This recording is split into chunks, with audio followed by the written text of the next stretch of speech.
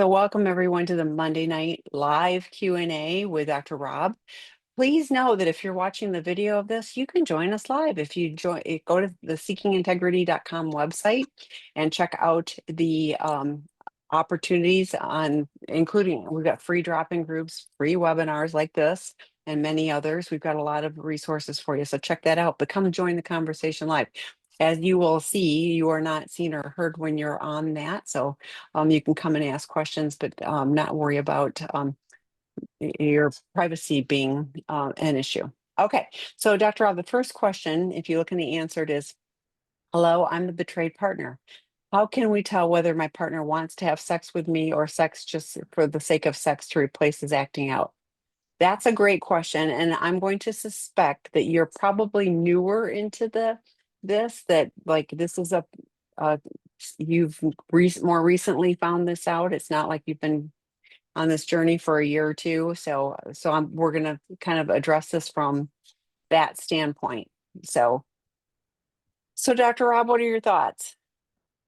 Well, it's interesting you said this as someone who's new because there's folks who've been around a while generally have a lot of questions or a lot to their questions. And I think this is a very, very good one.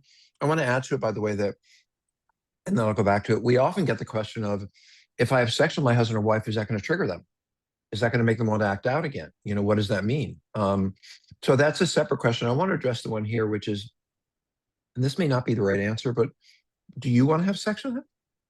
Do you feel safe? Do you feel trusting? Do you feel, even in asking this question, it makes me wonder, are you in a place where you're fairly safe, or are you more looking to see, is he safe?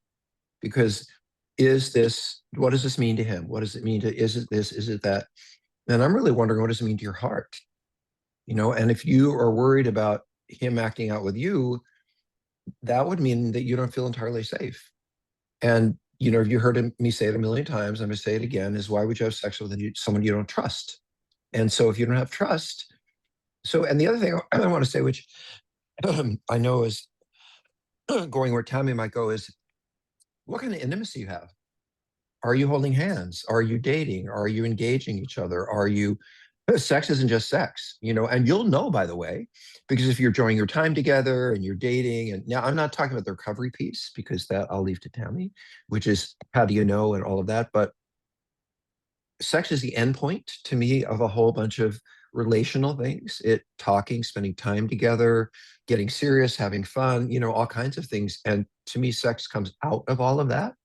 I mean, once in a while, okay, it's down and dirty, we're going to whatever, but mostly, and I've been married 25 years. Sex does not come out of, ooh, I've seen that butt before, as Tammy would say, but it has to come from a place of loving and connection.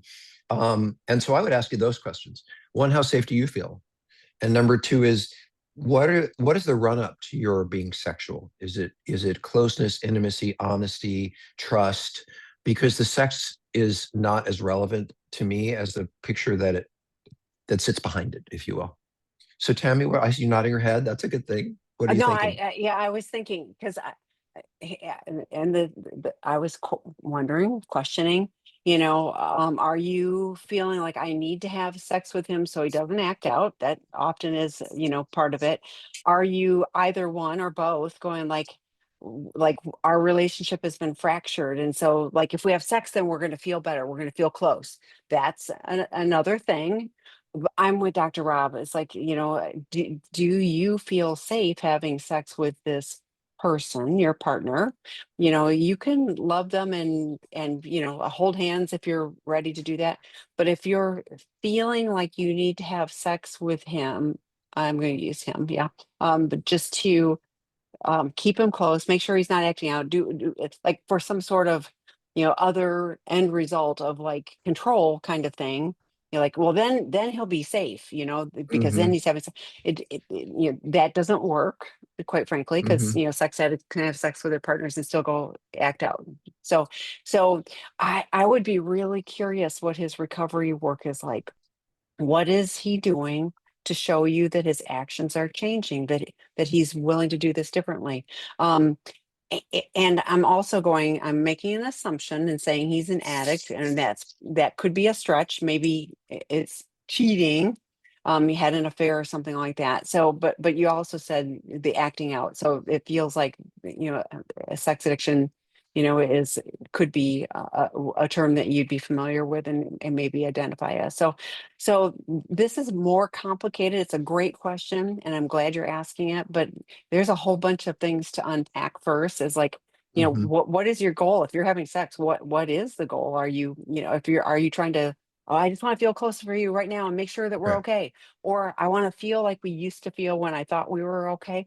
Again, that's kind of that, that, and it's there, you guys get to pick. It's like, there's no judgment, from us on any of this, but it's like, I think it's really important to look at the relationship, realistically, if this is where we're at, and do I want to, do I have sex with this person? Have they earned my trust on any level yet?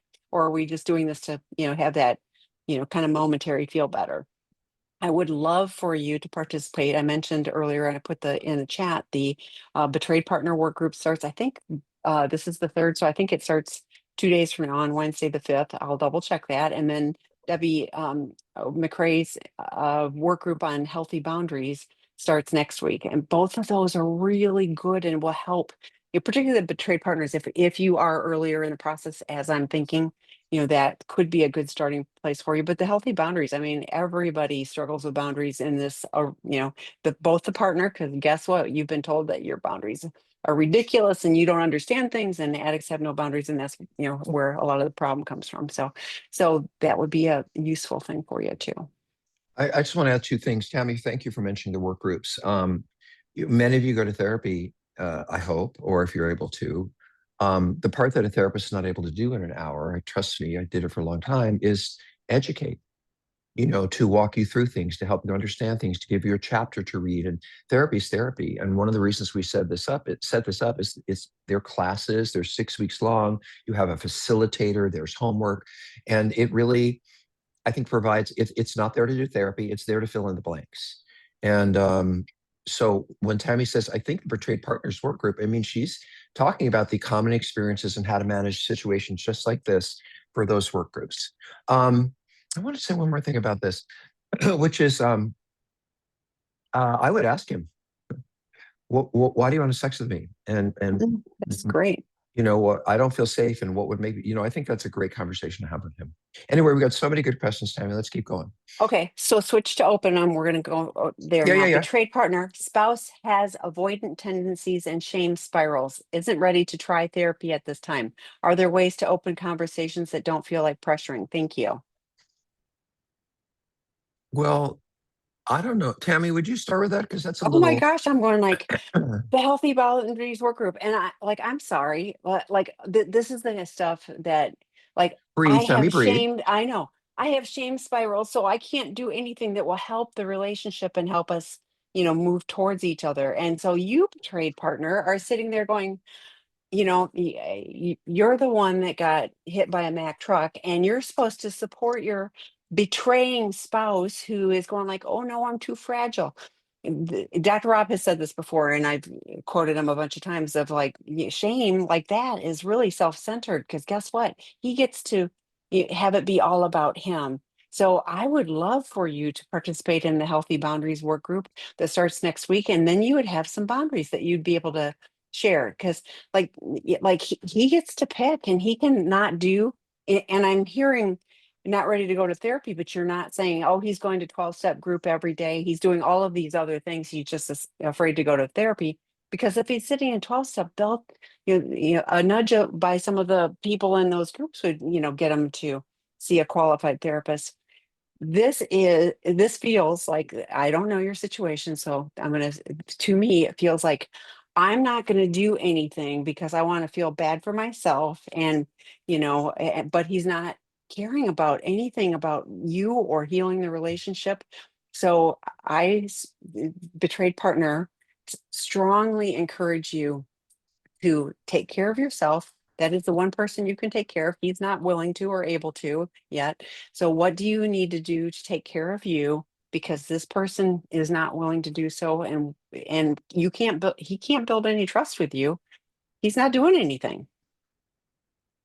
Well, if you know me at all, you know I'm very direct. So I'm going to say this, and I'm again, not, of course.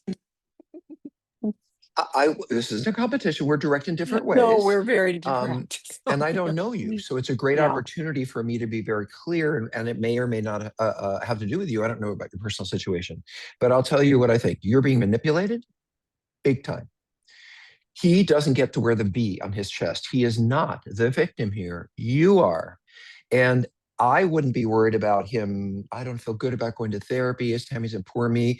It would be more like my boundary, which is I don't feel safe unless you are going to therapy. You can do what you want, but I'm not going to sleep in bed with you. I'm not going to talk to you. I don't want to be in the house. Whatever boundary you set for you, and that's what boundaries is. It's something that. So if it were me, I would not feel safe being told, gee, don't tell me that or don't talk to me that because I feel too ashamed. Um, I think that he should feel ashamed. And I say this a lot, and this is counter to what a lot of other therapists say. I would say it specific to addicts, which is shame is self-obsession. Shame is poor me. I can't believe I did that. A lot of people come to treatment center. We run an 8-bed treatment center, and they're coming because there's something they've screwed up. And they feel bad about themselves. And they come into treatment. I say, why are you here? Well, I'm a terrible person. I hurt my spouse. What kind of person am I? How could I do that? I'm so awful. And I'll say, hey, wait a minute. That's all selfish. I'm sorry you feel ashamed, but why aren't you saying, I feel so badly about what they're going through. I feel so troubled about how I left them feeling. So to me, his shame is a manipulation. And I'm sorry he feels shameful. He should go to a therapist for his shame. He can go talk to a friend about his shame. Um, but your job is to take care of yourself. And I wouldn't feed into any of this bullshit because that's what I think it is. Um, he's managing, he's controlling, he's pulling the strings. And I will say, and I give you the grace that you may not understand enough about this. And I want to say that to all of you. That's why you're here. And so for me to say you're being manipulated doesn't mean you're letting yourself be manipulated. It's more like you Thank don't you. That's good. realize, you don't know you know, because we've been fooled and lied to for so long, we don't know which way is up or down. So bottom line is I'm glad you're here because you are asking good questions. And I don't want you to take any responsibility for his feelings. He screwed you over, and now you're supposed to feel bad about him. It doesn't make sense to me. I understand what it means when you love someone and they're hurting, but you're the one who's hurting. Thank you. And I'm so glad you pointed that out too, because it isn't, yeah, nothing you did or didn't do caused this, and nothing you do or don't do is gonna, but my experience is that partners, like want to help their betraying partner. And that does get, that feeds into, oh, and it can be completely, not intentional, from the betraying partner, that I'm specifically going to do this, but it's just that whole pattern that happens of like, I just need to shut you down and I'm going to feel so bad and blah, blah, blah, blah, blah. So yes, please take care of you. I strongly encourage, and we've got drop-in groups for betrayed partners too, but please, and separate for him, but please join the work group. Okay, the next one. What is realistic expectations for honesty and recovery? My husband is 9 months sober and has started lying again. He says he is still sober. He has been an addict for 40 years. So I suspect you started catching him lying again. I suspect he probably never stopped I lying. love you, Tammy. It's Oh, exactly what I was going to yeah. say. I love that. Yeah, I was like, I don't think he ever stopped. And he may be abstinent, but if you're finding a bunch of lying, I wouldn't call that sober and on the road to recovery. He just may not be doing his acting out behaviors. Again, healthy boundaries. What is the consequence of when he lies? What is your stated consequence? This is not control or punishment. So if he lies to you, it is, so back up, are you finding out, or is he coming and saying, like the 24-hour rule, that whatever I said to you was a lie and here's what the truth was and blah, blah, blah. That would be actually progress. If it's you're just discovering it, then this is like really firm up your healthy boundaries, because this person is clearly not on a path for recovery and healing. And yeah, he's been doing this for 40 years. Guess what? That's a 24/7 for 40 years. The maladaptive coping mechanisms, and I use it with an S, there's like this maybe is acting out behavior, but the lying and all of these other things that, are part of that. So it takes a lot of work in order to start switching things. And even if he was seeing, Dr. Rob, which he doesn't do individual therapy, he does expert consultations. I'll tell you about that in a minute because this is going to be pertinent to that. But even if he was your husband's therapist, guess what? Once a week it is not enough to combat, 40 years of, acting out behavior. And it probably started, even longer ago than that. So Dr. Rob does expert consultations for couples. It's a one-time 2-hour via Zoom. He does them with couples all over the world. And guess what? He's really good at identifying the issues and providing guidance for couples who, each of you and both of you, that can move forward. One couple Guidance, Tammy, shared, is such a nice word because I kick ass. I mean, guidance is a nice well, word, but I call it's it as I see it. guidance. Yeah, he No, does. it is. But he had, I remember one couple had floundered for 2 years with 4 different therapists, and no one was really identifying their issues, and he did. And then they were able to get on a path, for healing. So if you're interested in learning more, TAMI at seekingintegrity.com. I'll give you the stuff about that. But for couples that are stuck like this, I that could be a really useful next step for you. Well, Tammy, you saw me cheer for Tammy a moment ago, and it's because we're thinking the same way, which is, no, I doubt he stopped lying for 6 months, 9 months. I mean, you don't just stop lying. And if he's lying again, I don't know. He says he's still sober. Well, he lies about everything. How could he have gotten away with this for 40 years and not be really good at lying? And let me tell you, folks, addicts know every thought you have, every time you look up, every time. I mean, that's what married people or long-term relationships do. But in this case, he knows how to read you. He knows how to hide. And I've again, my stories get told over and over again, but I do think about you, and I think about, well, if the little things are lies, I'm going to be late tonight, or I'm not going to be late tonight. He is, or I'm going to clean this up, or he didn't, or I'm going to go shopping and he didn't. How can you trust anything if they're little lies, no less big ones? So, and I didn't hear, as Tammy would say, I didn't hear that there's a process that you're both in. But what I love to see is in some kind of betray partners group. There's some are free, and you ask them this question, because believe me, there are other. I assume, Krista, there are other women out there who are willing to say, "Let me tell you what I did with this." Now, I will say we lie, but no question, and we do lie not just about our sexual acting out. We are addicts. Are what's the best word to say it? Frightened little boys, and they don't want mom mad at them, and they will lie and do everything in the world. And it's not funny, but it's sad because when I hear partners say over and over again, I just want to know the truth. I don't care I just want the honesty. I want to know what's been going on for 40 years. We're too afraid to tell you. We're more worried about how we think you're going to react. And we lie, lie, lie. And what addicts don't realize is that makes it worse. So this is the second one in a row where I say I'm more worried about you, and I'm more worried about your focus on him because you already don't feel safe. And that tells me a lot. So, She did add he has done a ton of work, but is showing old behaviors in the last 5 weeks. So, well, I would trust that. yeah, yeah, and I would be curious. I would say, I have noticed this is in the last 5 weeks. This is happening. I'm curious what's going on and what has changed for you, and see what he says, and trust your gut, not Trust your what gut. he what he says. But it'd be interesting, to get that. So, okay. The next one, Dr. Rob, is I'm very frustrated with my partner's lack of recovery over many years. And he keeps asking me, how do I know he's not in recovery? And I said, because you have not changed. And I know that's true. I am doing my recovery and he is still not. He still regresses when I bring up anything. We have no disclosure, and I feel I'm in fight or flight most of the time. Do I reach out to his therapist? I'm tired. You know, that expert consultation I mentioned with Dr. Rob, that sounds like a really good fit for the two of you. But Dr. Rob, can you talk about like reaching partners reaching out to therapists? Well, I think many of you heard this many times.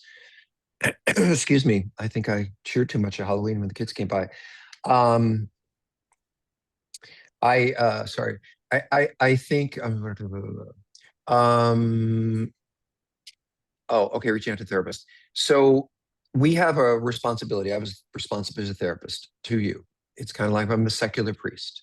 I cannot speak about anything you tell me to anyone unless you're going to hurt someone else, you're going to hurt someone, hurt yourself, and you have hurt a child. So if you said to me in therapy, I hate my wife and I'm going to home and kill her, and I have a gun, well, I got to call the police. If I hear that a child is being abused, I have to call the police. But other than that, to be really honest, you can tell me you murdered someone and I can't say a word because that I truly can't.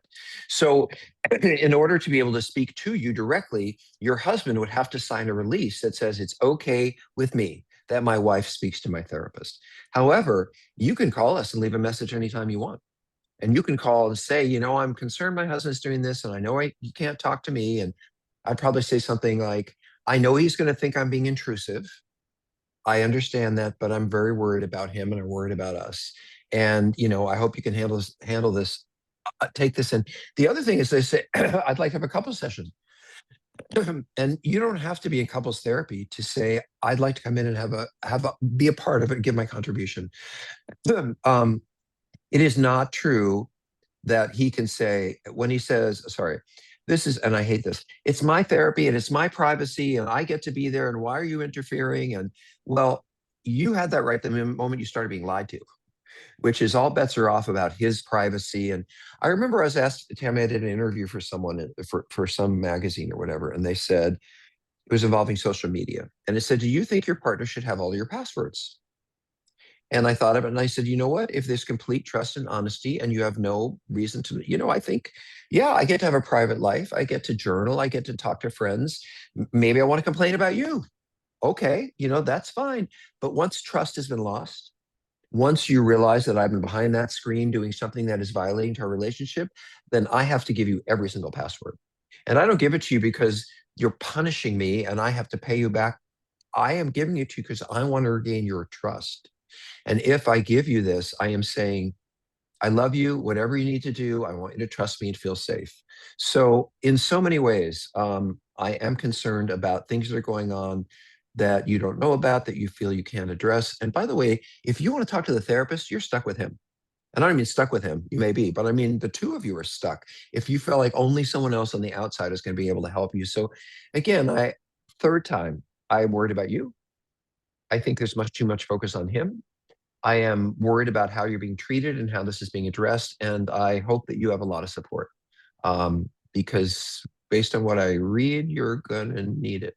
Oh, and there's one more time. This is here, Tammy. He still regresses when I bring up anything. Well, too bad. It's too bad that what does regress mean? He feels bad about himself. Poor baby. He cheated and lied and hurt you. And now he feels bad about himself. That sounds like every addict I've ever known. Anyway, we got tons of questions, Tammy. I want to make sure that I we. know, but on this one I got um uh, oh, what is your healthy boundary? It's not control or punishment. And what is your consequence? There's no form of therapeutic disclosure. I don't hear anything where there's movement towards each other and, as a relationship. So yeah, I'm going to pull, I should have done it while Dr. Rob was talking, but we had, should I stay or should I go? Like, this is a person, like you have somebody who is maybe abstinent, but this is not recovery. We did a webinar on what real recovery is. Go watch it because this is not, and you said over years. So you can't change him, but the one thing you can do is I feel I'm in fight or flight most of the time. You can take care of you. Mm-hmm. Being regulated, regardless of if you are waiting for him to get a clue, I mean, real recovery takes 2 to 5 years if they're doing the work. If they're not doing the work, so you waiting and putting your life on pause and hoping, and staying in fight or flight. I mean, that's toxic. Like lots of partners end up with medical conditions because they're all the levels of everything are inflated. So you can choose you.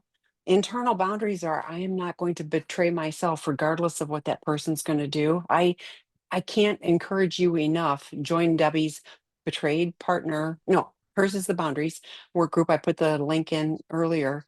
Get help so that you can hold your boundaries regardless of what he's doing and not doing. Because, I say all the time, and I've gotten actually quoted on this, that no addict changes until the pain of change is less than the pain of staying the same. Right now, he can regress, and you guys are, I call it the negative two step. You do this, I do this, you do this, I do this. And that's the pattern we're doing. And until somebody changes the choreography, nothing changes. You can change the choreography for you. Okay, betrayed partner, 4.5 years since discovery, post formal therapeutic disclosure and in couples, and discovered 2 weeks ago that my primary boundary to work on marriage only if a partner is in a recovery program. Partner committed and agreed post 30-day detox in 3 months IOP to go to regular 12-step. He has since stopped going to meetings and did not disclose or discuss with me. Says my safety is his priority. He still Huh. does 1 time a week therapy and has a sponsor and some AA friends. I don't know who they are that he talks to. Part one of two. Hang on, I gotta go find the other part. Says this and Instagram and podcasts work for him, and he feels great about recovery and is 100% in really strong recovery. 1,000%. Oh, 1,000. Oh gosh, I didn't miss a zero. Is this really enough? He said he stopped because hearing other people's stories and personalities made him feel terrible. He stopped going to meetings 8 months ago and didn't think it was important to tell me. This feels as devastating as him breaking our wedding vows and emotionally feels the same as the discovery 4.5 years ago. I don't feel safe to work on things anymore.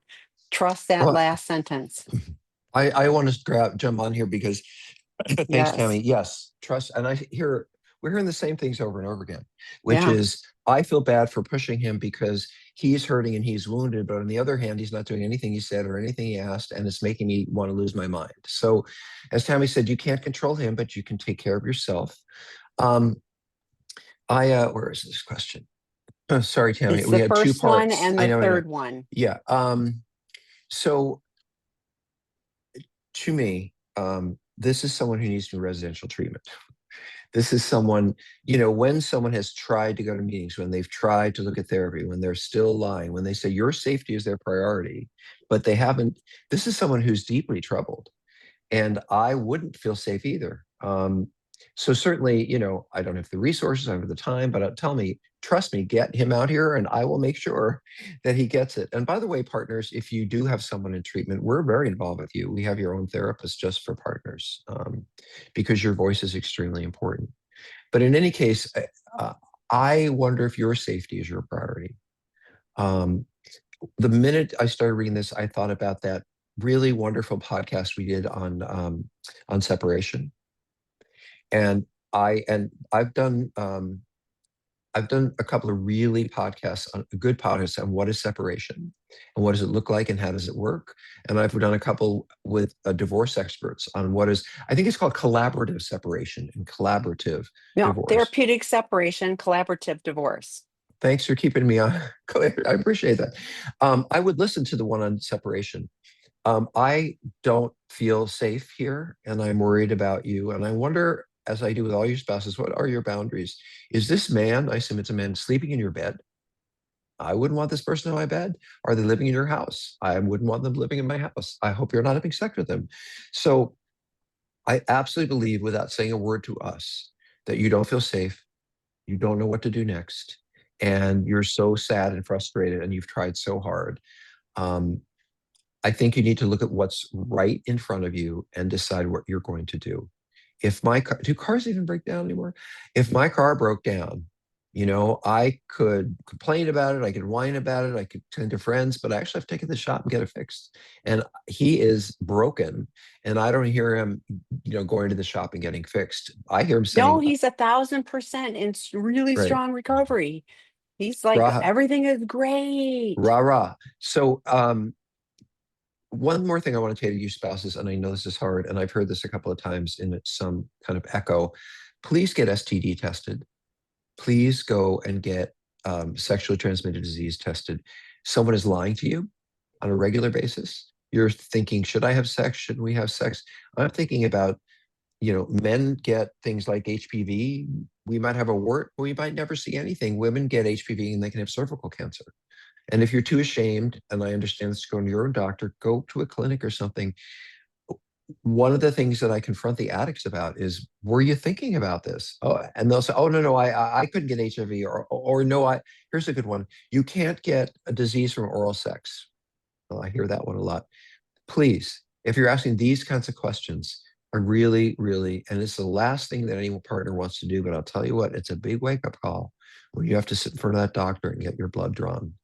Um, if nothing else, you may be the mother of someone's child, mother of a child.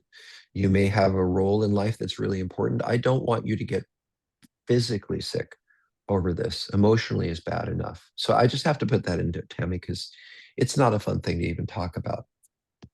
No, but it's part of healthy boundaries. I'm going to take care of me because this person can't be trusted to take care of me. So I say, I'm going to try really hard to take the shame away. I'm advocating for me. I'm going to take care of my body, and so like feeling shame about taking care of our bodies. I want to change that to go, we are advocating for ourselves, and we're going to just to make sure we're taking care of ourselves. And one more thing I get a little passionate about too is like there's no accountability in Instagram and podcasts. And oh, he feels so bad when he's listening to terrible things on, at the meetings. And I'm like, you should be, no, I take shoulds out. When I go to meetings, I'm listening to people's story and I go, thank goodness I'm on this path, and a good reminder of why I don't want to go back out. If you're going with a lens of like why I'm different and why I don't need this, then that's really good data for you, partner, to know. So because that's not recovery. Like he may be abstinent from whatever, but anybody who's like, I've been in recovery quite a while, and I'm not going, I'm 1,000% like woohoo. I'm going, I have a solid program and I do what I need to do today to make sure that continues. Yeah, I'm not going to tell you I'm all better. I'm going to keep doing the work. And I like going to the meetings and I like hearing the shares, and I'm nodding my head while I'm there because I can relate to people's feelings. I can go, yep, I still remember, feeling like that, and I don't have to anymore. So he's missing the messages in there. So, okay. Next I, one. I do want to say Go one more ahead, thing. please. It makes me very sad to hear what I hear, and I'm assuming you're women. You're not always. It could be men get betrayed too, but you're good people. You don't deserve to be treated this way. I believe that you're trying to be the best person you can be. And I do want to say I've written about this. I wrote a book called Pro Dependence, because I don't believe in judging partners who are in these situations or asking them to look at themselves. I don't think this is the time. Thank you. I appreciate that. And there's also I won't say it, Tammy, because you're going to, I there's also, am. I'm going to pull out the there's clinical also version. a Christian. Oh, okay. Yes. Oh, Sorry. no, I'm thinking this of is Doghouse. Right. codependence. Yeah, no, doghouse is. No. Um, uh, so I said all this for a reason. I really don't want you looking at yourselves and saying, what part do I have in this? I can't say it enough times. I don't care what you do to me. You can hurt me. You can let me down. You can disappoint me. You can get fat. You can be ugly. You can nag me all the time. But the decision to act out, that's mine. I can go to therapy. I can leave you. I can do a whole bunch of things. But this entitles me, because you're treating me this way, to act out is my decision and my decision only. There is nothing any of you can do. I know this is really hard to hear. I want to have some control over an out of control situation. I want to try to manage it or feel safe. There's nothing that you can do to change what we're doing unless you take care of yourself. And then we look at you and we say, oh, I can't manipulate. I can't get through. I can't. And then we have to take a good look at ourselves. Um, but I believe you're good people. And I want to say one more thing is that I've heard a lot of partners say, I became someone I never wanted to be. And you may be looking at yourself as a partner and saying, I'm nagging all the time. And by the way, they're going to say to you, you're nagging all the time. I'm following him. I'm checking these things out. I'm talking to friends about whatever it is you feel bad about. And what I want to say to you is, who wouldn't? Who wouldn't, when faced with insanity, like you're talking about, become less than the person they who want to be? If God forbid someone you loved died, you wouldn't be the person that you are. Something as deeply meaningful to you has died. And whatever your response to that is, other than physical abuse, I think it's fine. I don't want to threaten. I don't want to nag. Go right ahead. Oh, one more thing about threats. If you're going to threaten, follow through. Because if you don't follow through, if you say, I'm going to leave, or you don't get to sleep in my bed, and we do, then we've learned we can manipulate you further. So don't make idle threats. So many questions, Tammy. Let's keep going. Betrayer here, sober for 6+ years, but acted out throughout marriage, extremely hurtful for my wife. Multiple non-sexual stumbles and boundary fractures early in recovery. Lied in therapy before D-Day, struggling to rebuild any trust or intimacy connection of any kind. We are currently living as little more than roommates. I don't know what else to do to bring safety. She's terrified to let me in. I think we still want our marriage, but lost with what to do. So a few things I put, should I stay or should I go? The link to the webinar. And the first one is Kristen Snowden, and there's 10 questions. And I would invite both of you to journal about those, because that'll kind of tell you, do we want to be in this? Because you said, I think we still want to be in our marriage. Journal about it. Do we like each other? I hear what you're saying. She's terrified to let me in, and that's real. And that's really hard. Is she open to getting support? Because if she is, I mean, because that's a horrible place to live in, regardless of what that fear is a terrible place for her. So if she's open to getting support, I give out lots of referrals to lots of qualified professionals that can support that. The Out of the Doghouse that Dr. Rob was mentioning, he wrote a really good book, and there is a Christian version of that as well. There's also a work group, and that could be, something for you to rebuild trust. And if you have gone through formal therapeutic disclosure, I mean, you're 6 years in. I don't want to assume things, but it says you're sober. It doesn't say recovery, and it doesn't say what you're doing, on a daily, weekly basis for your journey. Trust is rebuilt with actions, not just not acting out.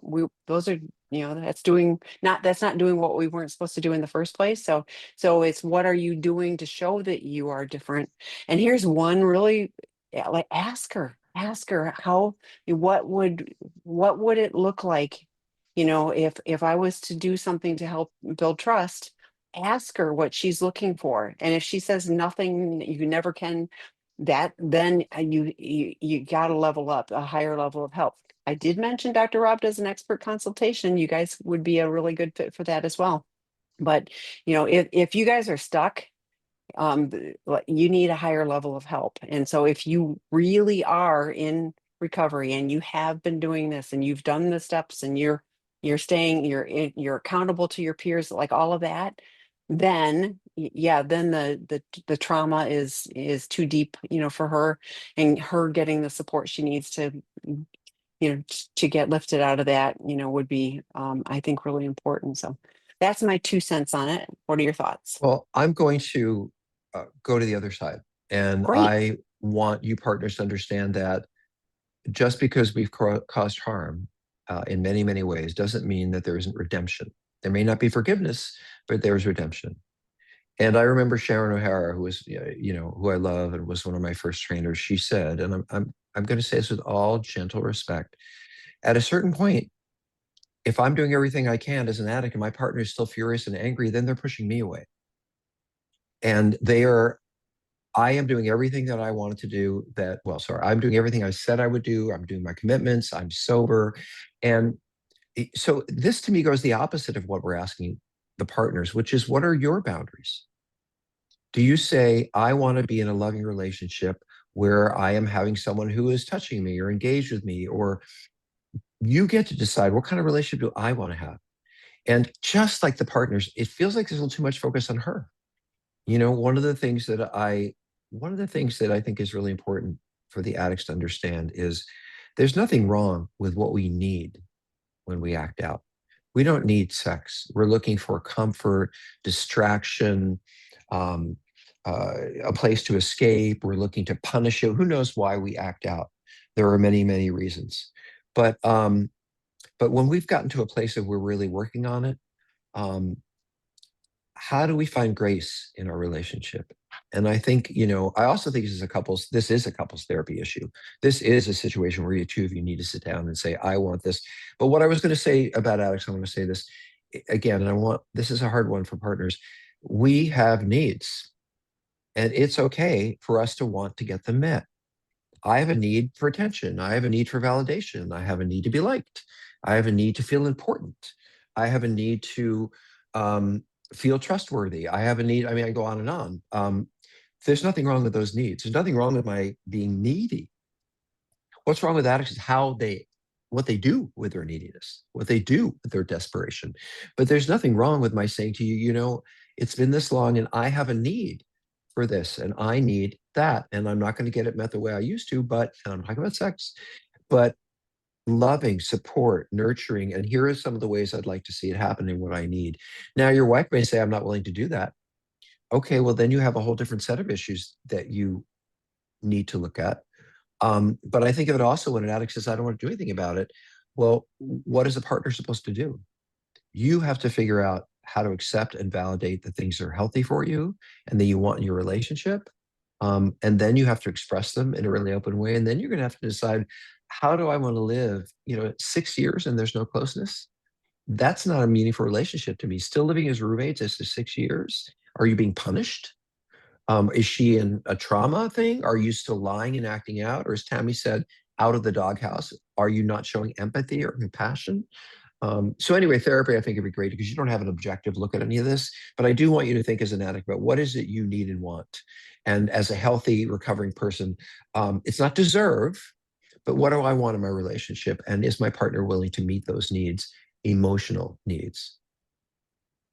Okay. We have so many, and they're such good questions, and I'm Yeah. just sad that we We won't have to get to do them this all. more often, Tammy. That's what I I think. know. PA husband in recovery, SAA, CSAT received my 2-year coin recently. My wife says she doesn't need full therapeutic disclosure, but also says she thinks I'm holding something back. I'm not.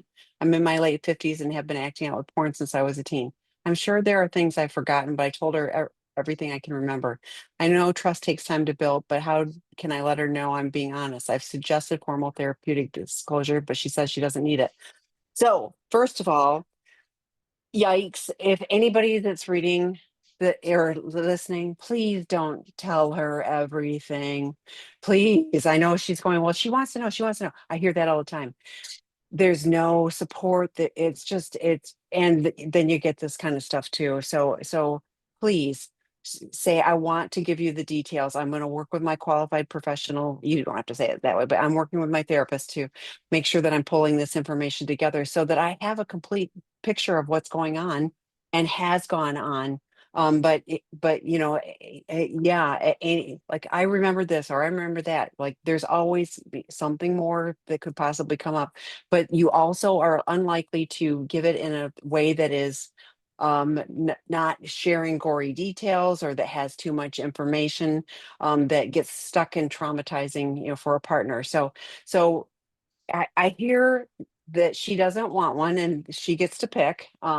So, but you working with your sponsor or your therapist so that you prepare it as if you were going to do a formal therapeutic disclosure could be really helpful, because then if there is something else, you may find it. But I would this is not a do-it-yourself job. Like I hear this stuff all the time, and it's worse for partners and it doesn't help addicts, and I call them vomit disclosures because I feel better because I've vomited all over you and now you've got the stench of it. So, and partners do, I want to know more. I need the honesty, all of that.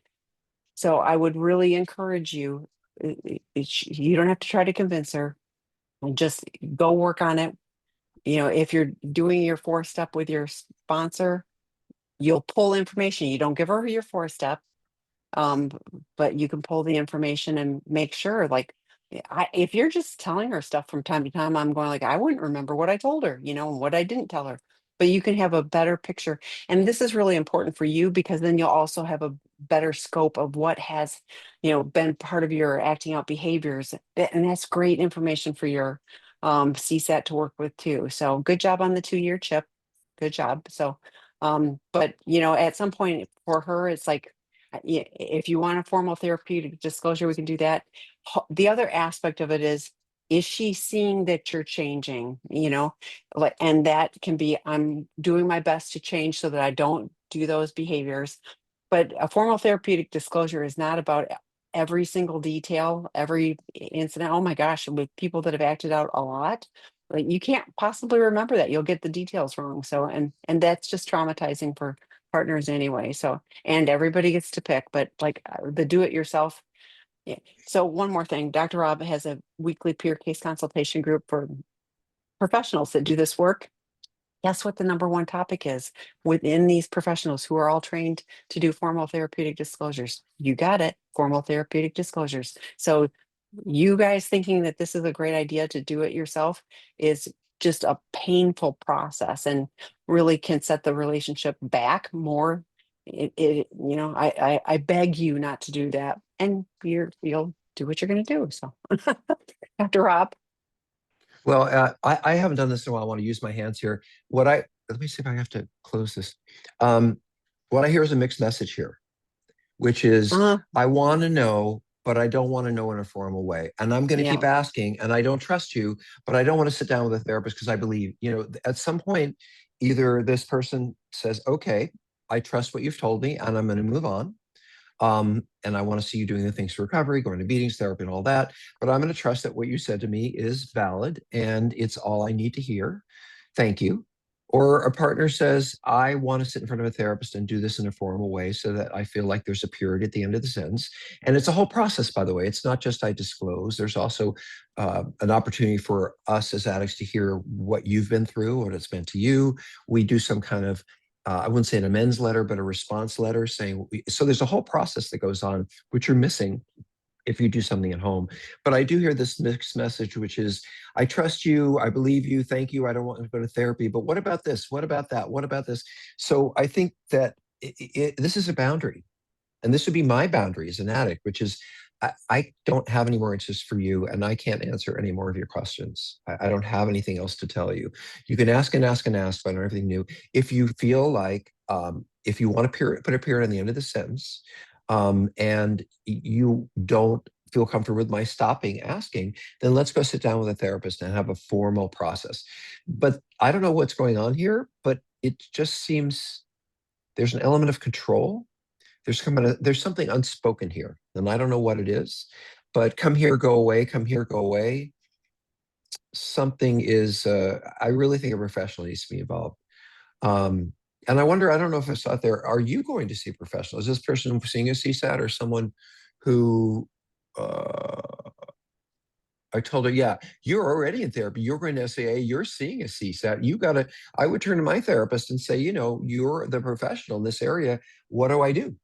Um, Oh, by the way, and I'm going to ask Tammy to explain formal therapy disclosure, but I can tell you one thing. If I go to a 12-step meeting and I say, boy, I've been asked to disclose to my spouse, 100 people will come up to me and say, you don't should do that. I don't think that's a good idea. You shouldn't disclose. Why do you think?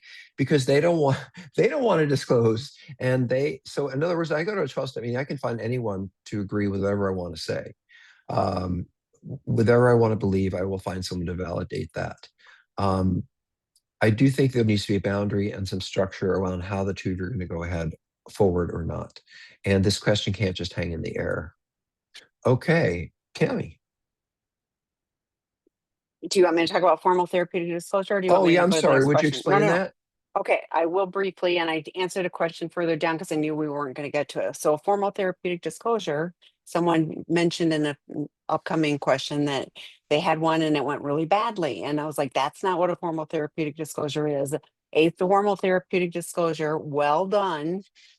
Each of you having your support person, qualified professionals to help guide the process, is a process where the addict partner, betraying partner is providing information in a manner that is data. It isn't like, and I felt so bad, but or like, here's one where, because I was drinking then, like, that's not okay. Like, it's, like having that kind of a caveat of like, it's almost an excuse. Well, that's not okay. So having data compiled, pulling it together of, for example, from if for the last 5 years, approximately twice a month, I've seen a sex worker, paid for and had unprotected sex, whatever it is, those kind of details, but it isn't, sexual positions, it isn't body image, whatever. There are some things, if it happened in your house, happened in your car, happened in your boat, I had somebody that sold the boat, great, get rid of that. But if it's somebody there are certain things that you do need to know the detail. But otherwise it isn't about that. The purpose of a formal therapeutic disclosure, first of all, for an addict, it really does help get the magnitude of the things. As you're pulling this information together, you can see the patterns, so that's why I was recommending it, even if she doesn't want it. Second of all, it's to set a foundation for healing and recovery. And like if I know there are lots of people that say they're not recommended if the divorce is, it does not mean you have to stay partner. And there are, some reasons not to do it then. But I think even if you're really on a recovery path, even if there's a divorce, pending, if you care about being honest for yourself, that's your recovery path. You do it anyway. But that's a whole nother part of the conversation. That's a personal opinion. And then somebody asked about the poly, and I'm gonna say it. There is no protocol. It does not measure You honesty. got to sound It poly polygraph. Yeah, people say, base. yeah, they do that. They're not lie detectors. They're A polygraph is a machine, and you're basing the future of your relationship on a machine that is faulty. It measures stress, not honesty. There is no protocol. There is no efficacy. There is no research. There is zero. I keep asking because everybody's like, oh, well, we wouldn't do it in our office if we didn't do a polygraph.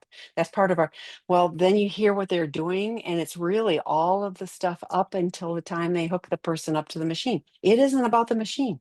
And they also work with a certain person. Like it's not the polygraph. So it's a misnomer if it's, oh, you need a polygraph.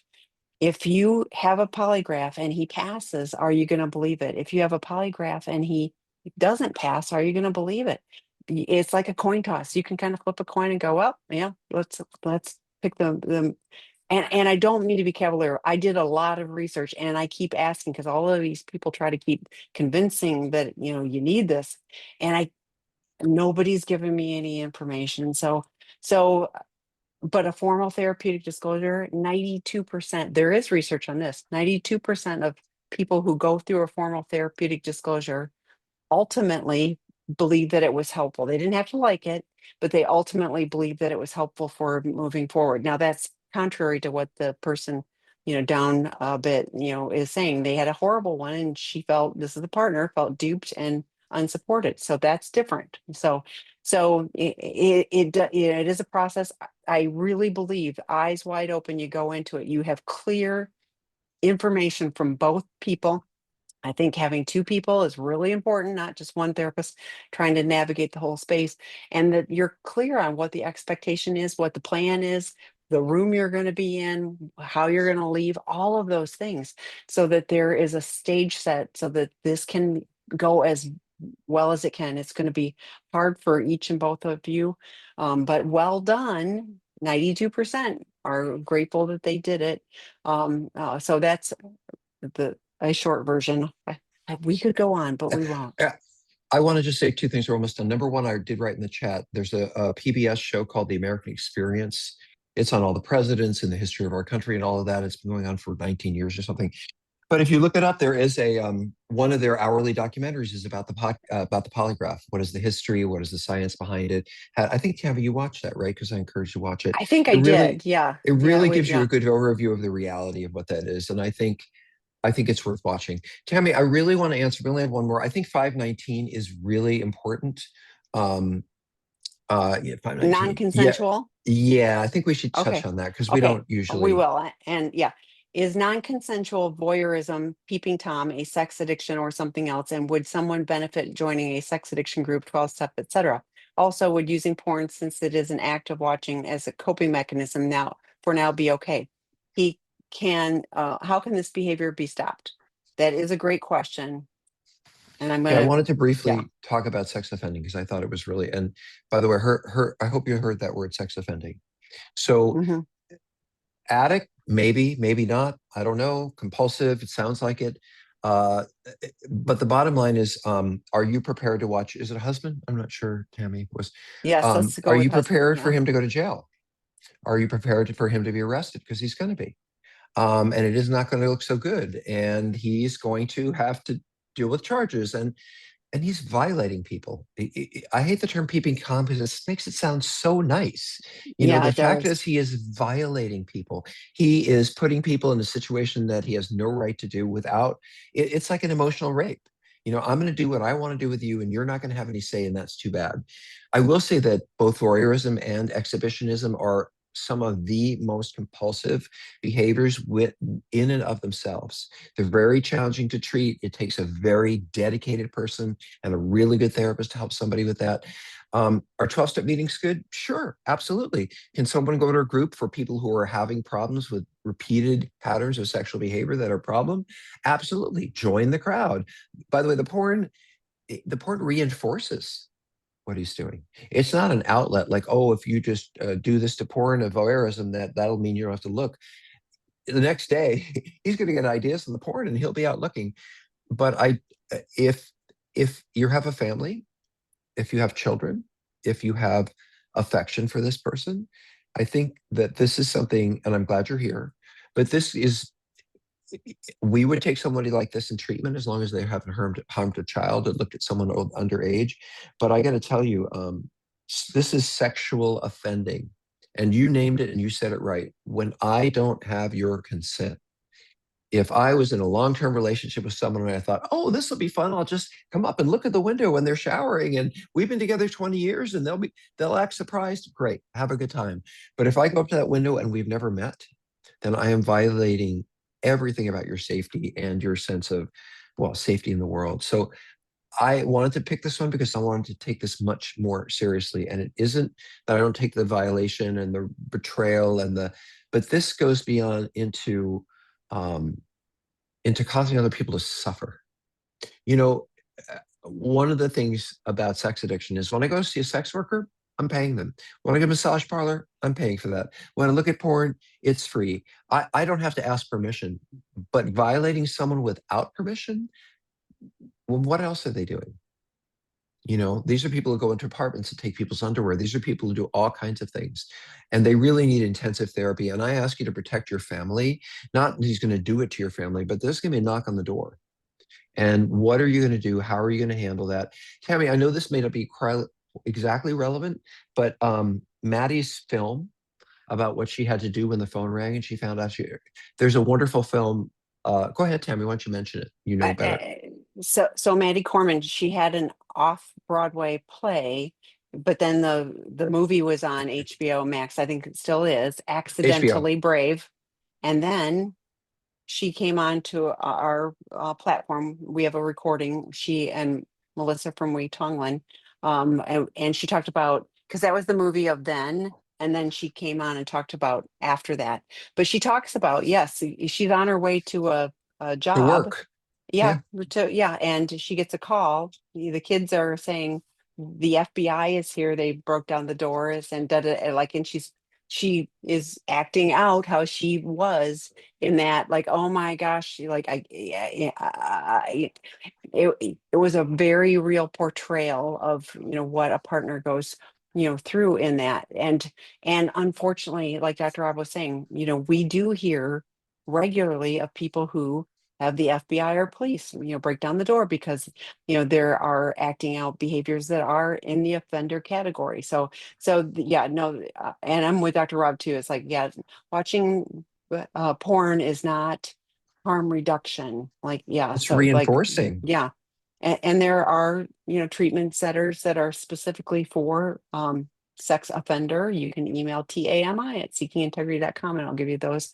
But yeah, I'm with Dr. Rob. Take care of you so that your healthy boundaries, physical, emotional, financial, spiritual. Like, what do you need to take care of you? Because when this happens and the police are knocking down the doors, how are you going to be okay? This happens. Like people have this happen, and then they're on the front page of the newspaper. That's old language that they'll be on whatever social They'll be media, like, online, and you know what? yeah, It'll never get erased. It will go round and round, and no one will ever. I do want to say two things to you. You know, one is one way to think about as a partner is how do I prepare for that phone to ring or the police to come yeah, by? that's a good, I yeah. could already think about that is going to happen. That has happened. What am I going to do when that doorbell rings? I think that's really because you have enough information to know. And by the way, we're not living in the 2010 even. There are Ring doorbells, and they can see, by the way, who's across the street who's doing something. So there is no privacy in when you're privacy. There's no getting away with someone hanging around your house because somebody else's camera is looking, and he's going to get caught and your whole family is going to suffer. And so I'm deeply concerned about this, and I wanted to put it out there because I don't want this to happen to your family, and I do think you're going to have to take very serious action to protect you and them. And the first step would be, what am I going to do when the phone rings and that person shows up at my door? Tammy, thank you. I wish we should do this more often. We got to do this more often. We'll have to figure it out. Um, We can. And somebody was asking, so I'm going to just comment. There are benefits to polygraph, and every time you basically advise against it, and I don't think that's safe. If someone can accept and understand the potential inaccuracy, but benefit from leveraging a polygraph, and again, I've done the research because they're basically saying I'm uneducated. What you are talking about is not the machine, it is the leverage and all of the other. Yes, so it isn't the polygraph. And that's what I keep saying is it's not the mhm, machine. So, but there's no research, there's no protocol. I was in a training and they were saying, well, some people do it at the beginning, some people do it, and da, da, da, da." And I was like, and how is somebody who is supposed to be trained going to learn what is actually somebody should be if this is such a great technique, reminder, it's not used in courts of law because people can pass and people can fail. So it's not legal in a court and you're basing your relationship on a machine. Now, all of that other stuff, like if they're doing 10 hours of work with a polygrapher and they're going case by point and really honing in on it, that's what the work is. It's not the machine. So I stand by until somebody shows me research that shows me exactly what the protocol is. It has gone through a proper, research and that is accepted by an organization that can validate it, then I mean everybody gets to pick. I hear people all the time. I felt oh, oh, better oh. after I had a polygraph. Okay, Tammy's great. passionate about this, I and you am. are. I keep I do asking want to. about the research. There's three things. Number one, I want to acknowledge.